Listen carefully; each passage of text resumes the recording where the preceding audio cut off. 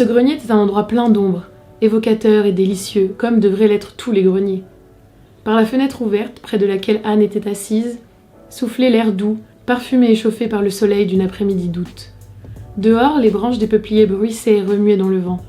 Derrière eux, se trouvaient les bois où le sentier des amoureux déroulait son chemin enchanté, et le vieux verger des pommiers qui portaient encore leur abondance de fruits roses.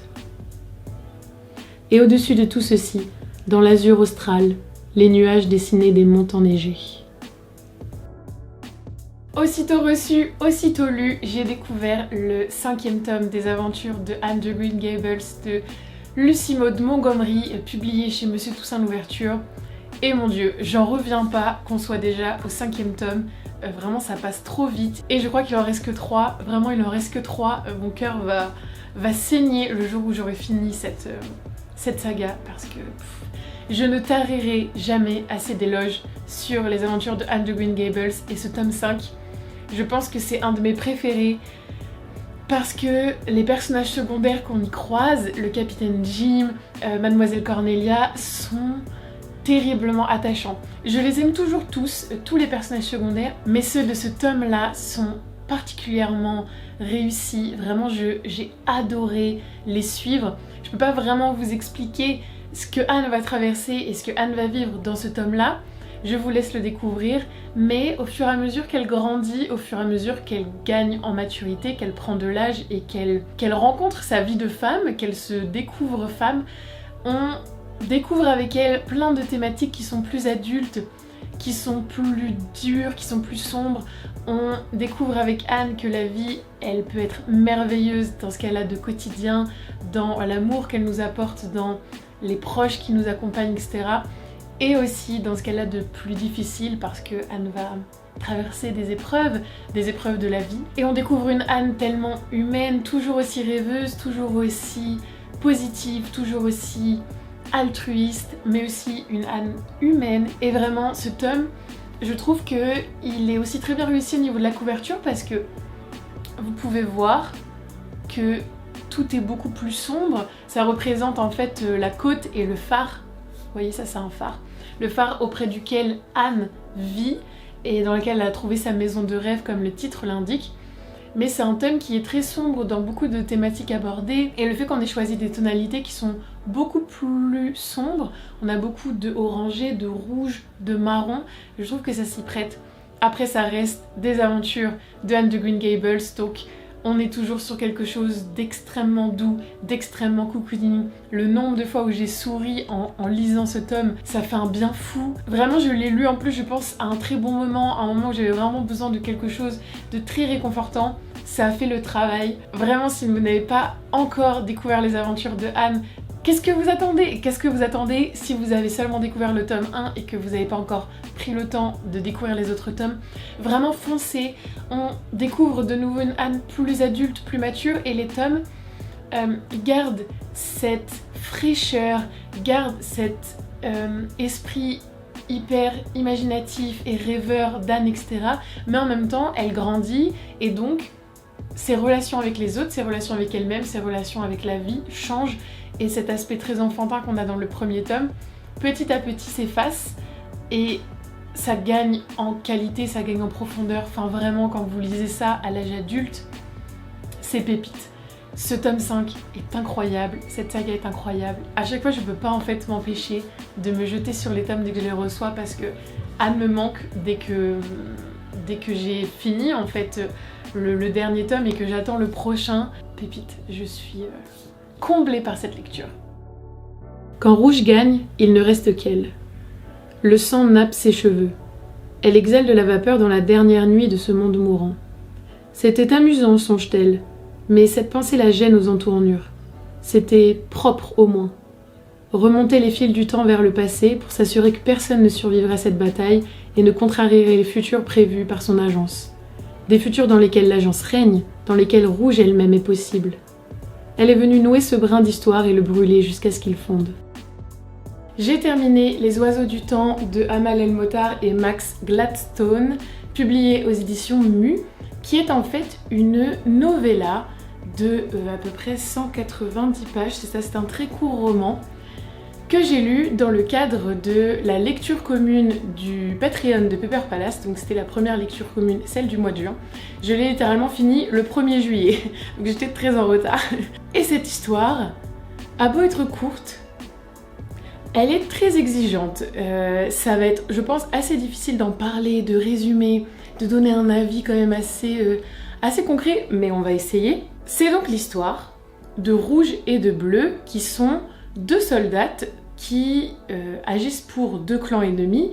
Donc Bleu agit pour Jardin et Rouge agit pour l'Agence. Et en fait, ce sont deux structures qui agissent dans le temps, qui agissent sur les brins, comme on dit. Qu'en fait, il y a du voyage temporel et Bleu et Rouge sont mandatés à chaque fois pour modifier des petits événements ou des gros événements parfois dans des brins très précis pour qu'à la fin, ça change le futur et que ça soit au profit de leur propre... je sais même pas si c'est un pays, si c'est une espèce, si c'est... On sait pas. On sait juste que c'est Jardin et l'Agence, que Bleu et Rouge ne sont pas humaines, ne sont même pas de la même espèce, on va dire, ne viennent pas du même monde, sont vraiment dans des univers totalement différents. Bleu est quand même dans un univers très organique, nature, alors que Rouge est dans quelque chose de plus mécanique, on va dire, de plus militaire, plus robotisé. Donc voilà, on a des petites informations comme ça sur d'où elles viennent, qui elles sont, mais il ne faut pas lire ce livre en pensant lire de la SFFF sur le voyage temporel. Il faut lire ce livre en se disant « je lis une histoire d'amour ». Parce qu'en gros, Bleu et Rouge vont commencer à communiquer et je sais plus laquelle laisse une lettre en premier à l'autre.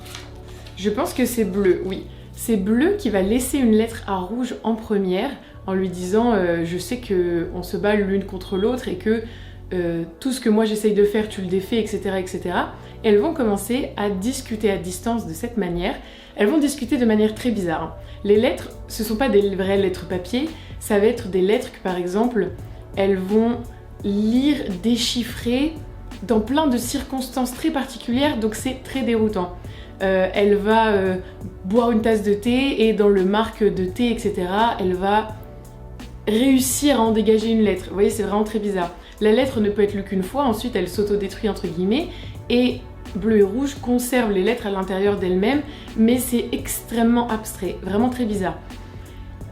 Au fur et à mesure de ces échanges, elles vont se familiariser l'une avec l'autre et elles vont développer une attraction, des sentiments, et elles sont pourtant soldates de deux clans littéralement opposés, et donc elles vont devoir se battre envers et contre tout pour l'amour.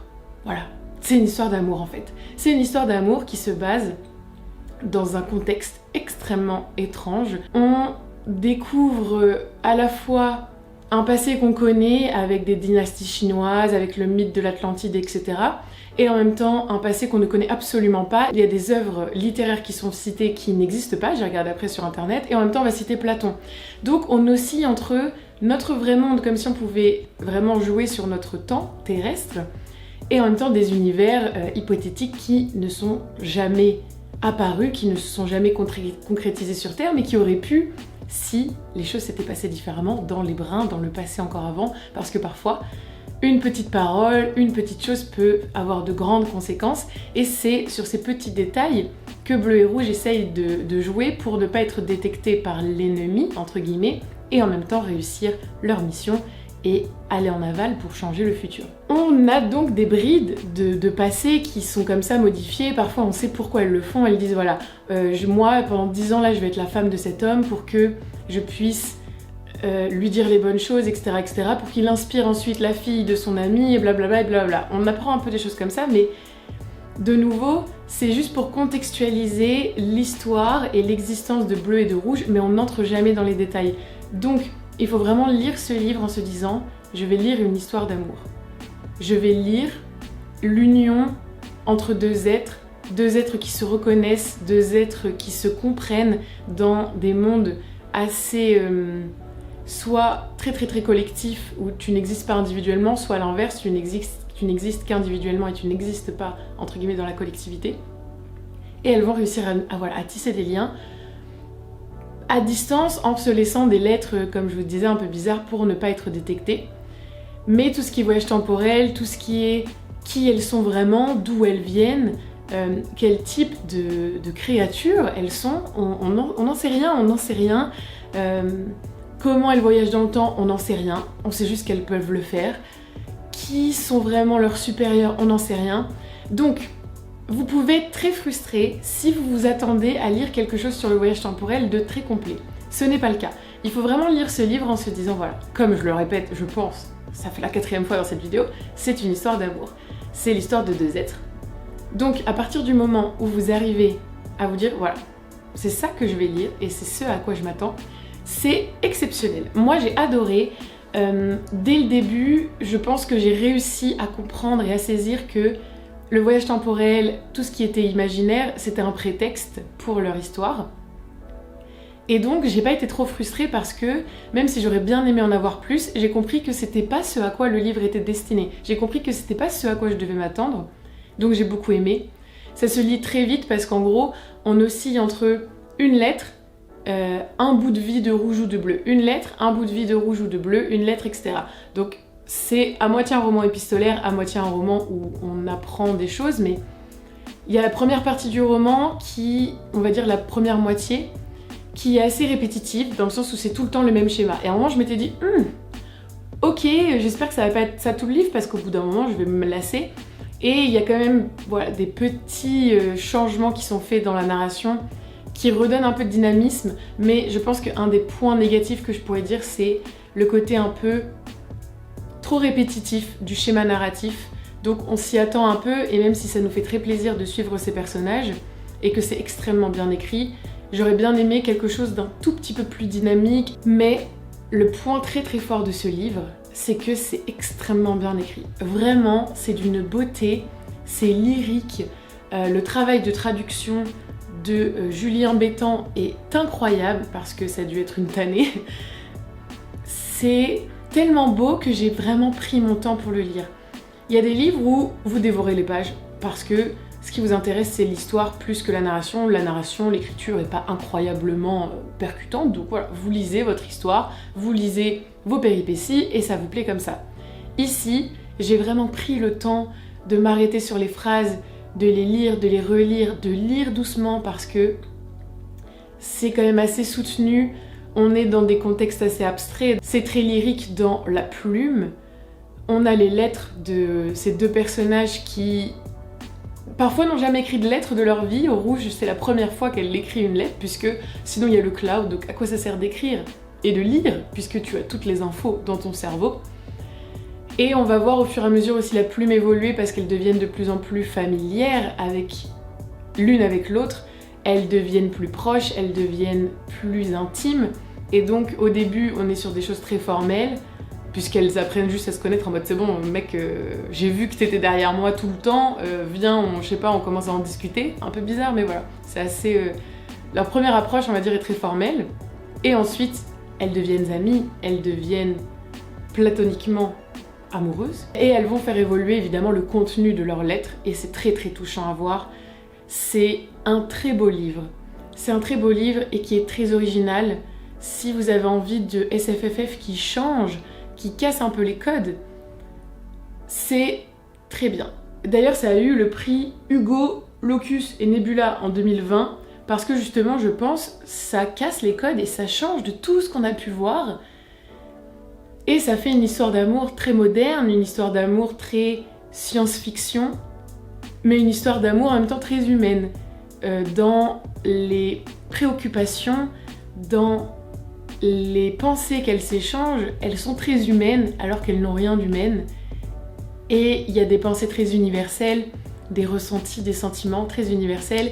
Et même si j'ai deviné, à un moment il y a quelque chose qui se passe et j'ai deviné où on allait arriver à la fin, j'ai un peu deviné la fin en fait, mais ça va pas du tout casser le plaisir de lecture on va dire. J'étais pas sûre à 100% mais voilà, je me suis dit ah il y a moyen que ça finisse comme ça, et voilà, j'avais raison. Mais en prenant des personnages et un contexte qui n'a rien d'humain, rien de terrestre, on arrive à nous montrer quand même ce que c'est d'être humain, l'humanité, l'altérité, la douceur, l'amour et le côté inconditionnel de l'amour, très fragile et en même temps très puissant, où tu es prêt à tout faire pour l'autre.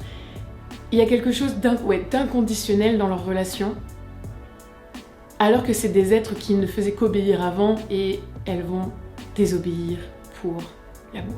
Et c'est très beau, je trouve ça très beau. Je vous le recommande franchement.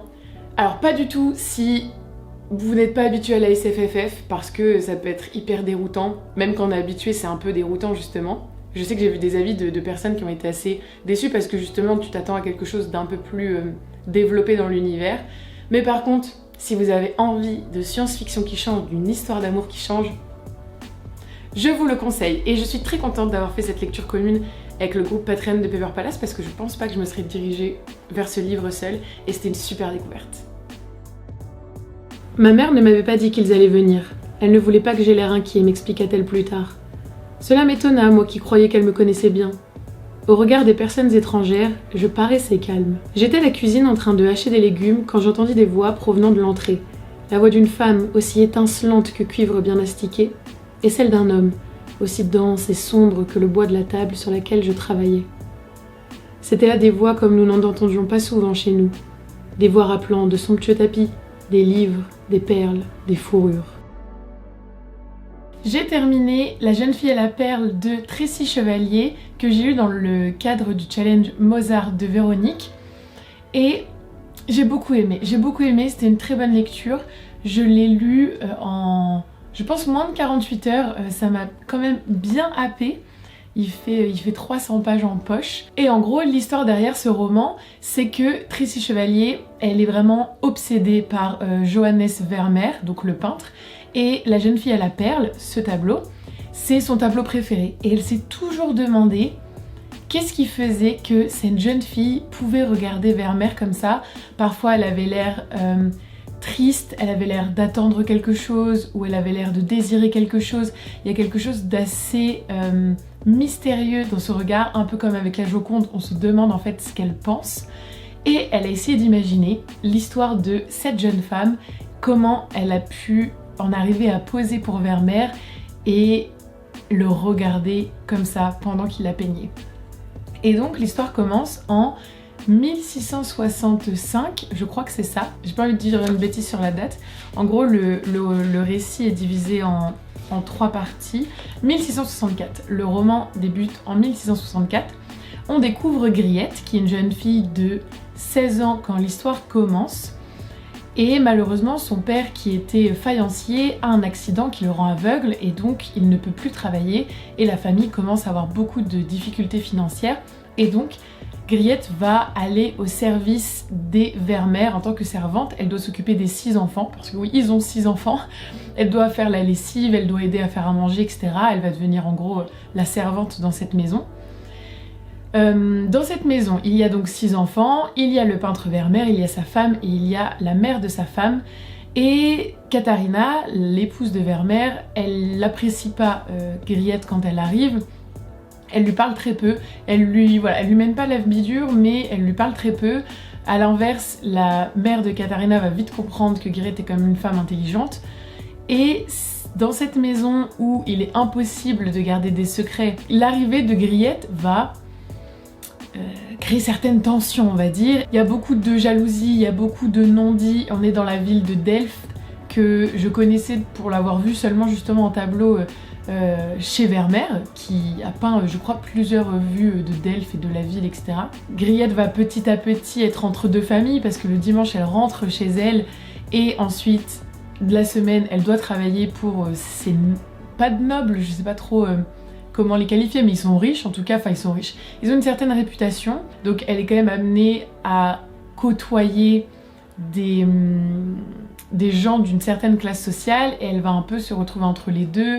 Elle va plus trop savoir à quel monde elle appartient, dans le sens où dans le monde de ses maîtres, elle est une servante et chez ses parents, ils commencent à lui dire que qu'elle change, voilà, qu'elle est en train de changer. Et aussi, ce que j'ai oublié de vous dire, c'est que le fait qu'il y ait des ressentiments envers Griette dans la maison de ses maîtres, c'est que elle va être en charge de nettoyer l'atelier de Vermeer. Or, personne, à part Vermeer et Griette, n'ont le droit du coup d'y entrer. Katharina la femme, interdiction, les enfants n'ont pas le droit. Et donc, cette pièce qui est tellement secrète, tellement mystérieuse, où tout se passe, qui appartient vraiment au monde de Vermeer seul et dont il interdit l'accès à toutes les autres femmes de la maison, Griette y a accès et vraiment les autres sont forcément un peu jalouses parce qu'elles ont envie de savoir ce qui se passe dans cette pièce qui a l'air vraiment entourée d'une aura particulière.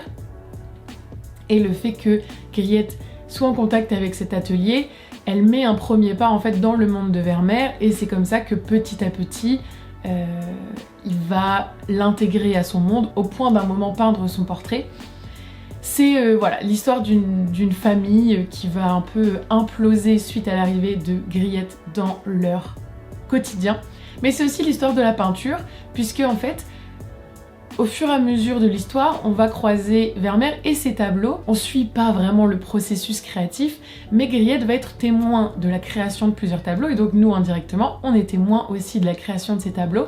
J'ai noté un peu ce qu'on voyait. Alors, il me semble que Taneke, qui est leur cuisinière, a posé pour le tableau de la laitière, qui est très connu, mais je suis pas sûre parce qu'on ne dit pas officiellement que c'est celui-là. Mais sinon, on va croiser la jeune femme à l'aiguillère, on va croiser la jeune femme avec un collier de perles, et évidemment, la jeune fille à la perle, dont Griette va être le modèle. Et c'est très sympa parce que on va quand même découvrir en partie la manière dont Vermeer crée ses tableaux, en tout cas le début. Il y a un processus assez particulier que je vous laisse découvrir avec une petite boîte. Il y a ce côté où parfois il observe très longtemps son modèle avant de commencer à le peindre. Parfois pendant 2 heures il va ajouter seulement une petite touche, il faut absolument rien bouger pour que la lumière se reflète de la même manière à chaque fois. Il a apparemment une manière de jouer sur les ombres, la lumière très particulière, et on découvre ça. On découvre aussi une partie de la préparation des pigments, de la peinture, comment on broie les os, comment on broie les matériaux, parce que c'est pas comme maintenant où on achète de la peinture toute faite. Là il fallait aller chez l'apothicaire, se procurer les matériaux bruts pour ensuite les mélanger d'une manière vraiment particulière pour réussir à obtenir cette peinture, cette intensité vraiment particulière. Ça coûte extrêmement cher. Et c'était très intéressant de croiser un peu tout ça. C'est vraiment le monde de l'art de Vermeer en tout cas. Si vous aimez bien l'art, vous ne serez pas déçus, même si le processus créatif n'est pas au centre de cette histoire, mais vous serez pas déçus parce qu'il y a des petites touches artistiques et j'ai trouvé ça très sympa. En plus, Griette a aussi un bon œil artistique, donc c'est toujours agréable de la suivre. Et la relation qu'il y a entre Vermeer et elle, cette relation qui va naître, qui est très dans la soumission, etc., est très intéressante. Et vraiment, Griette, on la prend pitié, elle est extrêmement attachante. On la fait rentrer de force dans un monde qu'elle ne voulait pas, elle ne voulait pas appartenir à ce monde, et une fois qu'elle commence à y prendre goût, et ben on la rejette aussi, on la repousse, donc elle se retrouve un peu ballottée, elle sait pas vraiment qui elle est, ce qu'elle a envie, à qui elle appartient. Elle a des maîtres à qui elle s'attache dans un monde auquel elle commence à appartenir, qui pareil ne l'inclut pas totalement, elle se trouve un peu coupée de sa famille, et voilà, cette femme ballottée va se rattacher à cette espèce de fascination qu'elle va avoir pour Vermeer. Et c'était extrêmement chouette à lire. La plume de Tracy Chevalier était aussi vraiment très sympa. On est dans un juste milieu entre la description de la maison, des personnages, de la vie de Delft. Mais même dans cette ville de Delft, en fait, on est presque dans un huis clos parce que Griette va être dans 4 lieux seulement. Le marché, la maison de ses maîtres, la maison de ses parents, et parfois qu'elle va rendre visite à son frère. Mais hormis ces lieux-là, on ne la voit jamais nulle part, donc c'est vraiment un tout petit écosystème dans lequel elle gravite, et on voit très peu de personnages. Mais bref, l'écriture était vraiment très sympa, très fluide, assez addictif quand même. J'ai lu une grosse partie hier soir et je l'ai fini aujourd'hui, mais j'ai lu je pense 200 pages hier et le restant entre avant-hier très rapidement et ce matin. Beaucoup de mystères, beaucoup de non-dits, beaucoup de sous-entendus. On voit ce que c'est d'être servante aussi au XVIIe siècle, alors clairement on n'envie pas le mode de vie de Griette, même si elle est passée à la postérité avec ce tableau extrêmement connu. Voilà, je vous parle et c'est quand même assez représentatif du fait que le roman est hyper immersif et très bien fait, c'est que moi j'ai l'impression que Griette a vraiment existé. Alors que oui, cette femme a vraiment existé, comment elle s'appelait, quel mode de vie elle avait, on ne sait pas, Tracy Chevalier a absolument tout inventé. C'est vraiment juste comme si là vous essayez de deviner qui était cette femme à la Joconde sans faire de recherche particulière avant. Et moi j'ai l'impression que Griette a existé, j'ai l'impression que c'est vraiment cette femme, j'ai l'impression que c'est vraiment elle sur la peinture et je pense que je n'arriverai pas à me défaire de cette image et de me dire qu'en fait cette jeune fille-là a vraiment eu ce passé-là.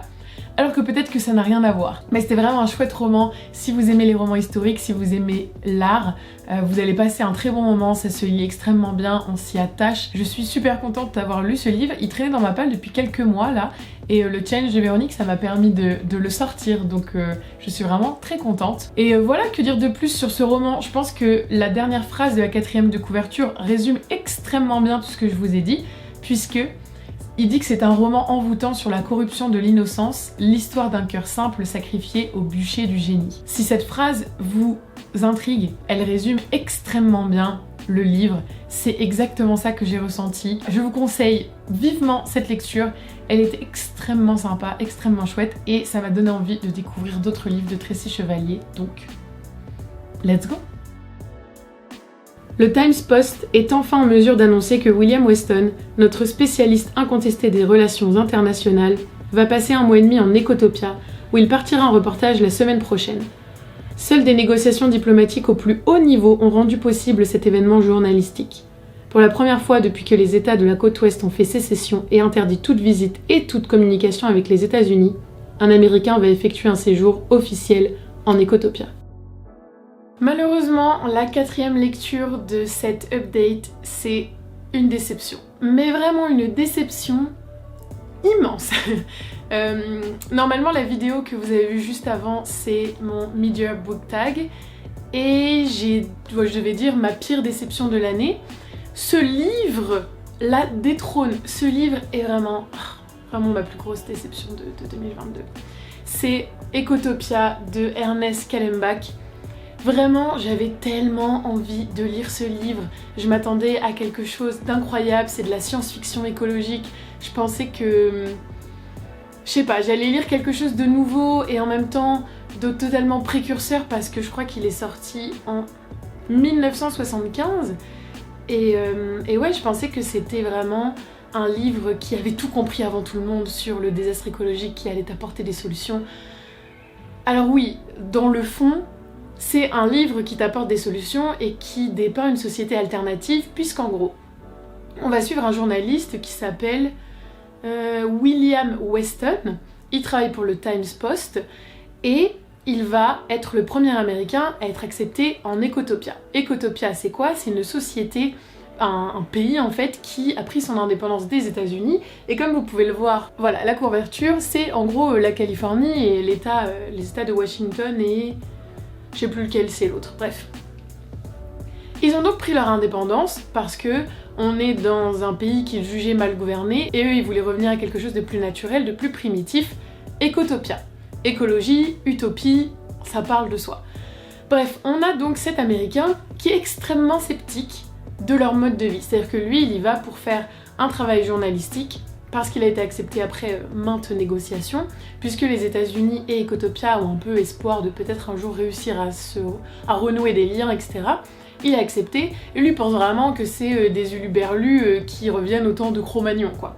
Donc, il arrive avec ses gros sabots, et on va suivre sa découverte de Ecotopia à travers deux types de récits, dans le sens où on a ces articles qu'il envoie et qui sont publiés aux États-Unis, donc en Amérique, au Times Post, qui décrit la société, et son journal intime. Donc évidemment, au fur et à mesure, on va se rendre compte qu'il y a une dissonance entre ce qu'il dit dans son journal intime et ce qu'il publie officiellement, parce que ce que la 4e de nos couvertures nous dit, c'est qu'il va vivre une histoire d'amour intense avec une écotopienne qui va le placer face à un dilemme, blablabla. Donc moi je m'attendais à une vraie histoire, à un truc du style, je sais pas moi, La Nuit des Temps, où tu arrives presque dans un monde parallèle, complètement différent du tien. Vraiment, on dirait de la SF où il arrive sur une autre planète, le gars. C'est totalement différent, c'est des êtres humains qui pensent différemment presque, etc. Des sociétés qui se sont développé différemment, parce qu'Ecotopia existe déjà depuis 20 ans, donc c'est pas le début de Ecotopia. Ils sont vraiment implantés déjà, ils ont réussi à mettre en place des vrais systèmes, des vraies infrastructures pour limiter leur impact environnemental et vivre avec la nature. Bref, voilà, je m'attendais à un truc comme La Nuit des Temps, où après il va y avoir une histoire d'amour, quelque chose contre lequel ils vont se battre, enfin voilà. Je sais pas ce à quoi je m'attendais, mais je m'attendais pas à ça. Les gars, c'est chiant à mourir.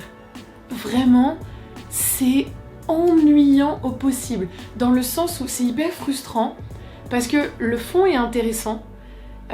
On apprend comment ils gèrent l'éducation, les ressources environnementales, la politique. On apprend que les hommes et les femmes sont égaux, vraiment égaux, quelle place ils accordent à la famille, est-ce qu'ils sont monogames, comment ils élèvent leurs enfants. Il y a beaucoup de choses comme ça, l'énergie solaire, j'en sais rien.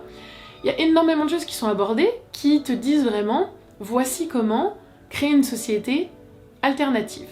Et ils rentrent vraiment en détail sur comment ça fonctionne.